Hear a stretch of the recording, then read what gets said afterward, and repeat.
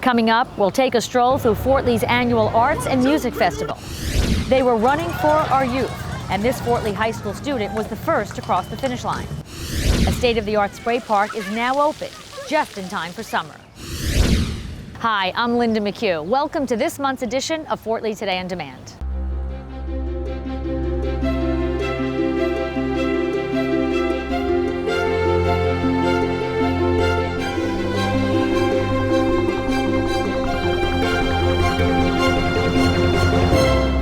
Each year, on the first Sunday in June, Fort Lee holds its annual Arts and Music Festival. And every year, the event gets bigger and bigger, rain or shine. Today we got a little rain for some parts of the day, but mostly it was really good. We had about 160 vendors, and the fun part is we had two stages of music, most of them Fort Lee-based bands, including our Fort Lee High School Battle of the Bands winner. Hasn't stopped the people from coming out. Everybody's enjoying themselves, great music, great food, and we're all here, so, you know, nothing stops Fort Lee when the weather doesn't stop us. I think it brings people out from Fort Lee and people from outside Fort Lee here, and it's such a great town, and we're more and more getting aligned with the arts in terms of music, cinema, and I have nothing but good things in the future, I think, for this festival and hooking up with the diverse population of Fort Lee. When we started the Film Commission and the Historic Society, we focused in on bringing the arts back to Fort Lee. It's a natural spill of talent coming from Manhattan, and to have it in here in Fort Lee and utilize it to our benefit, it's good for everybody. It's good for the kids, it's good for all the families. 5 days leading up to the Arts and Music Festival was Fort Lee's first Fringe Festival, which is a performing arts smorgasbord.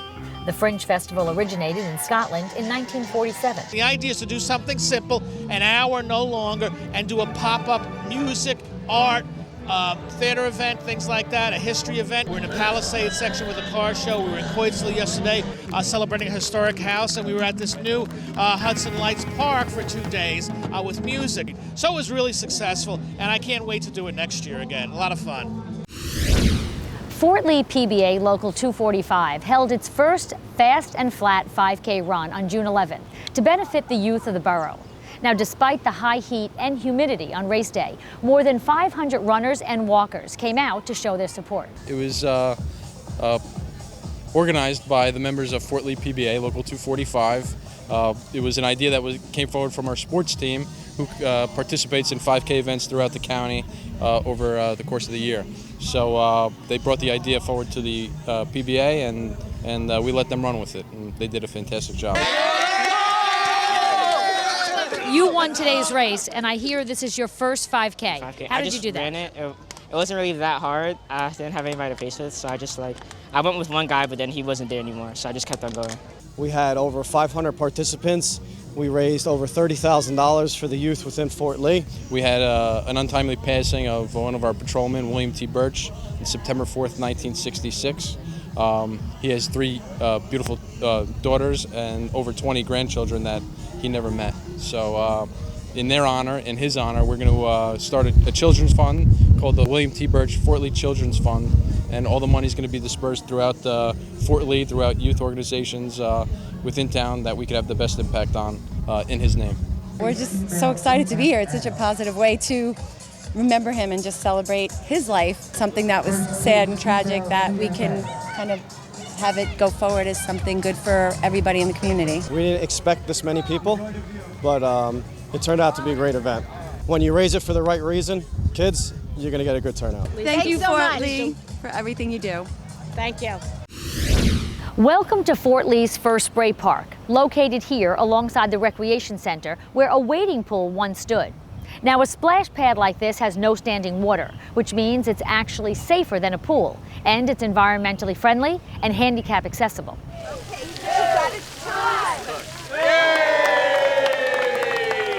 It's just a great day for the kids today, and for Fort Lee as well. This is a state-of-the-art spray park. It's chlorinated, but it's very healthy. The water is recycled, so it's environmentally sound. And we're happy with it. We don't need a lifeguard, but we're going to have somebody here supervising anyway. The water doesn't accumulate. We put in an underground filtration system.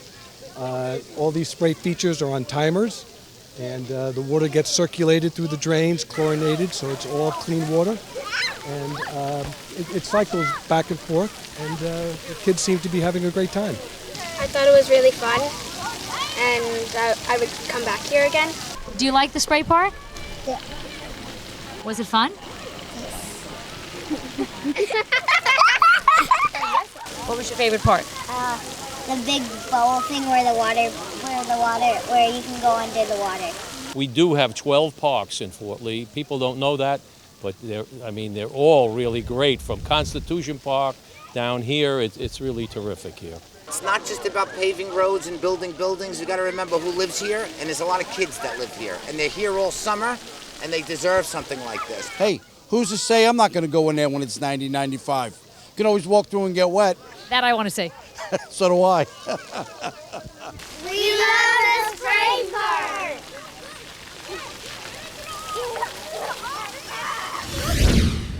That wraps up our show for this month. We'll see you next time.